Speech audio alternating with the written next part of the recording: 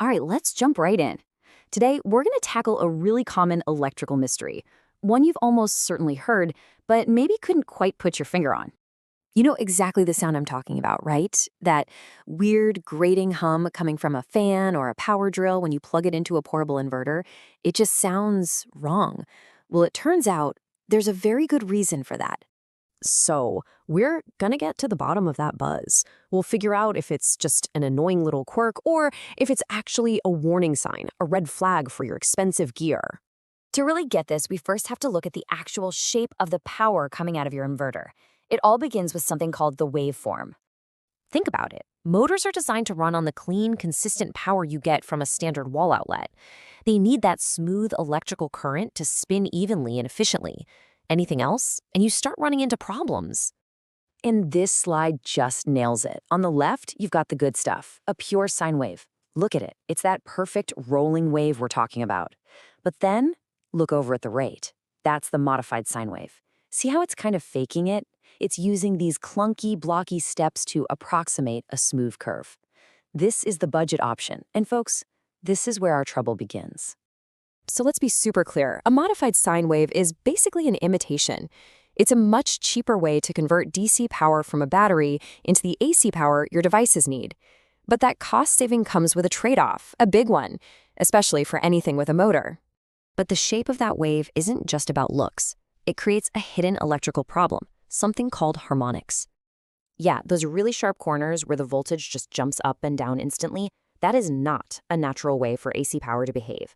What it's really doing is dumping a bunch of electrical pollution right into the circuit. And that pollution is called harmonics. These are basically extra high-frequency signals just piggybacking on top of the main power frequency. And they're a direct result of those sharp, jagged edges of the modified sine wave.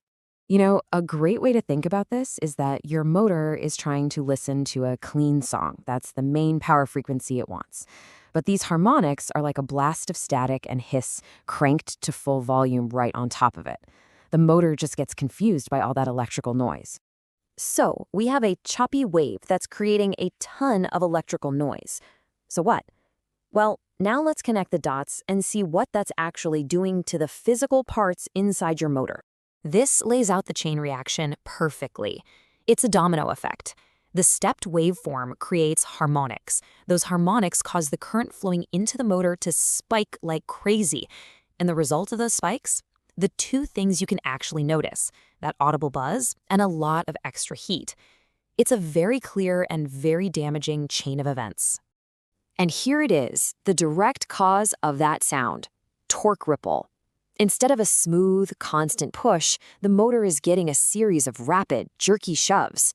The motor is physically vibrating from this uneven force, and that vibration is what you hear as a buzz. And this is absolutely crucial. The buzz is just the symptom. It's the warning siren. The real danger is what's happening inside.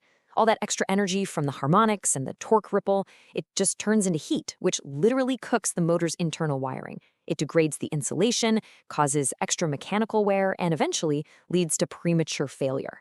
This isn't just about noise, it's about the lifespan and safety of your device. Okay, so now that we understand the problem, what can we actually do about it? Let's get into the practical side of things with some safety guidelines. This chart is your go-to guide. For simple things that just make heat, what we call resistive loads, like old-school light bulbs or basic heaters, they're usually fine with a modified sine wave inverter. But, and this is the big takeaway, for inductive loads, that's anything with a motor, like pumps, fans, or tools, or sensitive electronics, the risk is high.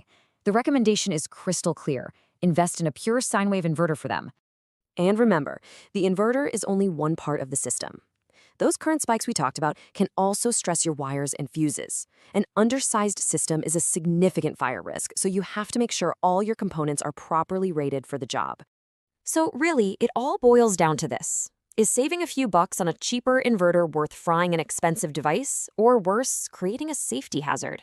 That buzzing sound isn't just an annoyance. It's your motor telling you it's in trouble. The next time you choose an inverter, remember what's at stake. Thanks for tuning in.